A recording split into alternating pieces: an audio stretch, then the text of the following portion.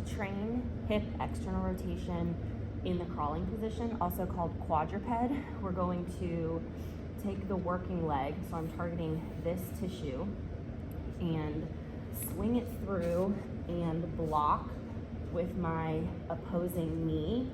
On that leg, I like to tuck my toes under because it gives me more substantial balance and stability. So from here, initially you'll feel stretch sensation in the tissue, but you want to identify this hip stuff, this outside glute stuff. Continue to keep your elbows locked out, and your spine can move a little bit. For instance, if you want to increase the sensation on the outside of that hip, if you start to arch your tailbone towards the ceiling, you will increase that sensation. This tissue is starting to get lengthened by that tailbone driving upward. So from this position, we can start to work our isometrics.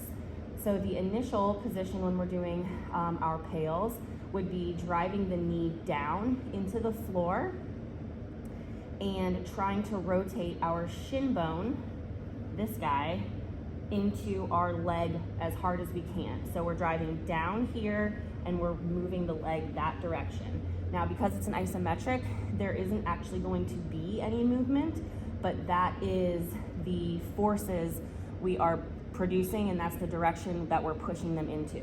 So we're gonna be pushing down and trying to rotate. So if I were to let this leg go, I would be swinging this leg in this direction, okay? So drive the knee down, arch the back, push into it.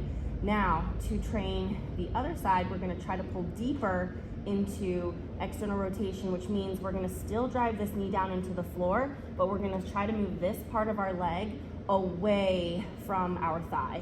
Now again, because we're doing isometrics and because we're very close or potentially close to end range, there isn't gonna be a lot of room to move. So I'm just trying to get daylight between this part of my leg and the front of my thigh in the back.